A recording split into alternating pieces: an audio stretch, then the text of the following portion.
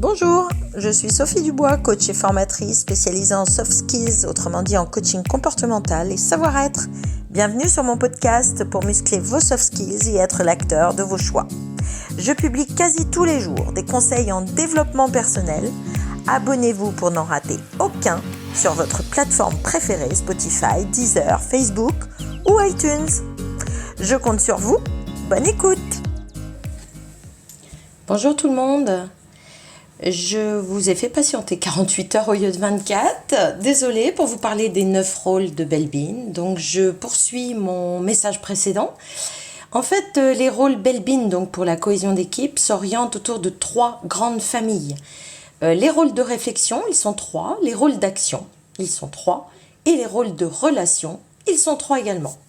Alors commençons par les rôles orientés réflexion. D'abord, vous avez le concepteur. Alors lui, il est très créatif, imaginatif, surtout anticonformiste.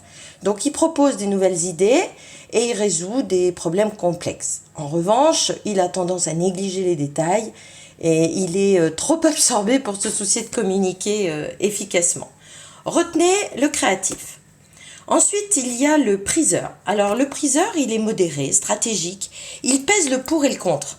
Donc on a affaire à lui lorsqu'il s'agit de comparer deux propositions par exemple. Il évalue avec précision et de manière objective si les idées sont réalistes et bénéfiques.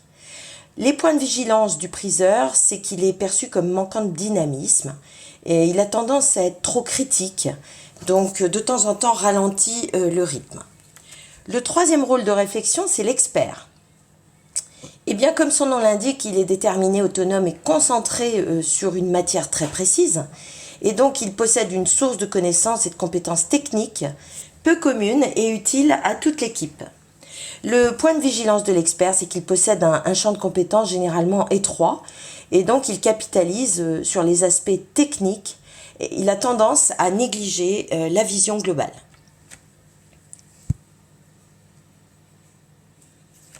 Ensuite, voyons les rôles orientés vers l'action. 3 rôles clés. L'organisateur est discipliné, fiable, ordonné, méthodique, efficace. Il transforme en plan d'action les idées. Point de vigilance, il est peu conciliant, peu flexible, donc il a des difficultés à s'ouvrir aux nouvelles idées, notamment à d'autres organisateurs. Le propulseur, il aime les défis, dynamique, fonceur, il soulève des montagnes, il travaille bien sous pression. Et il a le courage, la capacité de surmonter les obstacles. Donc il pousse les autres à l'action et aide l'équipe à recentrer son travail sur l'objectif. Point de vigilance, il peut provoquer les autres et être parfois blessant, mais sans aucune intention malveillante. Troisième rôle de l'action, le perfectionneur. Il s'assure que le travail est bien fini. Il est consciencieux, il recherche les erreurs, les omissions, il a le souci de la perfection. Il fait en sorte que le programme, les délais soient respectés. Point de vigilance, il est enclin à s'inquiéter pour chaque détail, voire du sur-détail. Et il a beaucoup de difficultés à déléguer. Il est parfois perçu comme quelqu'un qui coupe les cheveux en 4. Les rôles orientés relations. Vous avez le coordinateur qui est mature, confiant, posé, attentif aux autres, diplomate. Donc il clarifie les objectifs et il répartit en fait le qui fait quoi en fonction des talents. Point de vigilance, il peut parfois être perçu comme manipulateur. Il a tendance à déléguer le travail personnel qu'il n'aime pas à faire. Le promoteur, deuxième rôle de relation. Alors lui, il est extraverti, enthousiaste, communicatif. Il explore les opportunités et développe les contacts à l'intérieur et à l'extérieur de l'équipe et de l'entreprise. Il tire profit des idées, des informations et des développements du monde extérieur. Point de vigilance, parfois trop optimiste. Il manque parfois de réalisme et a tendance à se désintéresser des projets lorsque l'enthousiasme initial est passé. Dernier rôle de relation, le soutien.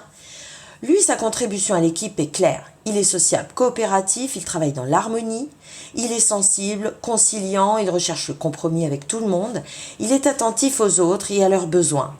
Il est délicat et plein de tact. À l'écoute, il évite les conflits, il recherche les consensus comme je viens de vous le dire. Il bâtit le relationnel dans l'équipe. Point de vigilance, eh bien parfois il est indécis dans les situations cruciales, il est facilement influençable et souvent mal à l'aise dans les situations de crise ou conflictuelles. Alors, la question au terme de ce poste, selon vous, quel est votre rôle préféré? Quel est le rôle que vous occupez le plus dans votre équipe? Je vais vous parler dans le prochain poste de la roue de l'équipe, qui est comment vous allez équilibrer une équipe pour qu'elle soit efficiente. Rappelez-vous, il y a 2 jours, je vous ai dit, nul n'est parfait, seule une équipe peut l'être, grâce à ces 9 rôles complémentaires. Donc, à la prochaine pour la suite. Bonne journée. Ciao, ciao.